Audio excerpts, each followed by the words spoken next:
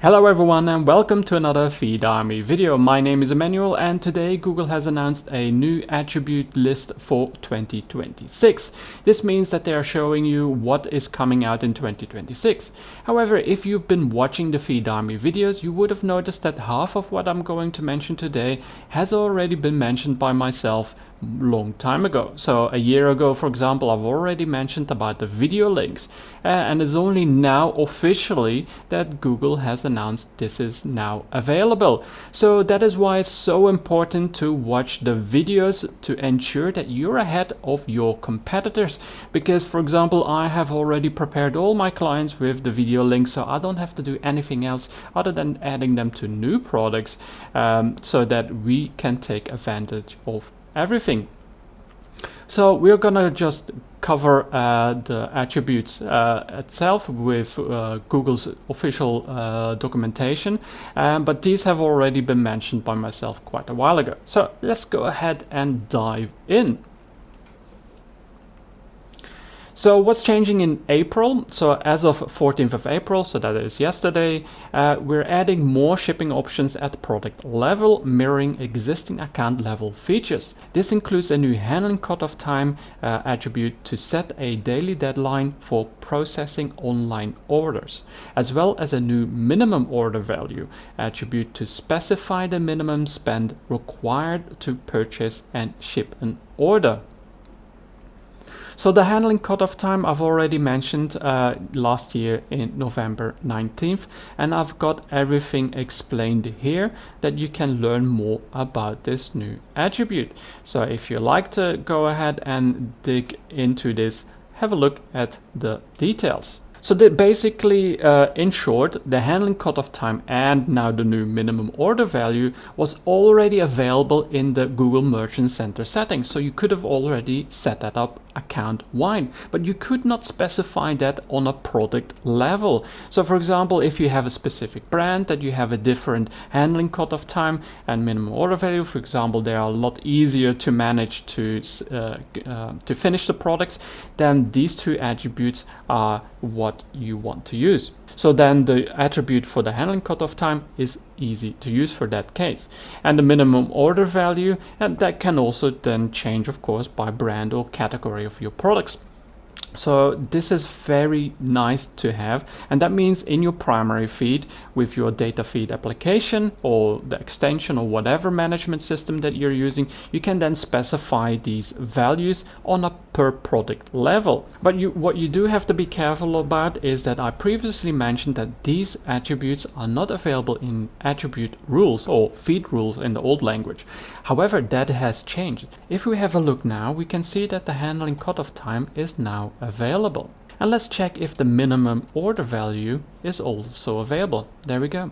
So when I announce new attributes, because this is still in beta or is partially being tested, the attribute rules are never available for these attributes, but you can then add them as a supplemental feed or in the primary feed, and that can be used, but you can't modify it using attribute rules. And that is mostly before Google officially announces these new attributes.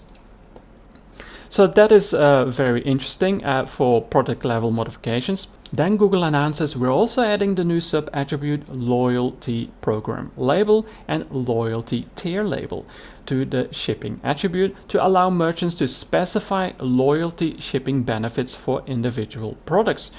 This was available in the loyalty programs itself that you could do, but now you can do that on a per product level, which is very, very cool, because then you can specify specific products instead of having to apply the whole loyalty program to everything. So this is very good. Now another new attribute, this I have announced quite a long time ago. So this was created on the 15th of December 2024, and I've created a guide here on how to add video links in Google Merchant Center. So this is a old article, and seems like Google has been testing this for a very, very long time, but only announced it now that it's available to the wider public. So we're announcing a new optional video link attribute which allow merchants to submit links to product videos. These do have to be YouTube links, just an FYI. You can also use Google VOD or Google Cloud. These videos can help showcase products in more detail, showing them in use or from various angles, and will be used to enhance how products are displayed across Google. Merchants can start submitting their videos using this new attribute now. However, serving as well as policy and quality validation will not begin until June 30th. 2026. Technical validation errors will be reported starting 14th of April. And then it just repeats what we've mentioned above, that it is going to be updating the quality checks starting June 30th. Most likely because they want a lot of data from merchants submitting video links to ensure that they can have a lot of data to see what is okay, what is not okay, and then build policy programs and bots and etc. AI systems to validate these things. And then for next year, in January 31st, they're updating the size requirements for the image link and additional image link. To ensure the best experience for shoppers, we're increasing the minimum resolution for images submitted in the image link and the additional image link attribute. So this used to be, I believe, 200 pixels or 250 pixels for the image link and the additional image links, but these are quite small. So my recommendation is that you actually do not use the minimum size because if you're submitting a larger image, you actually benefit from the store badge because you get a ranking quality for the images that you submit. So my recommendations is that you at least submit 8 images. So you submit 1 image link and then 7 additional image links to Google Merchant Center. And then you get a higher quality score, and the recommended minimum pixels is submit 1500 pixels by 1500. Now a good tactic is to use a solid white background to submit to Google Merchant Center.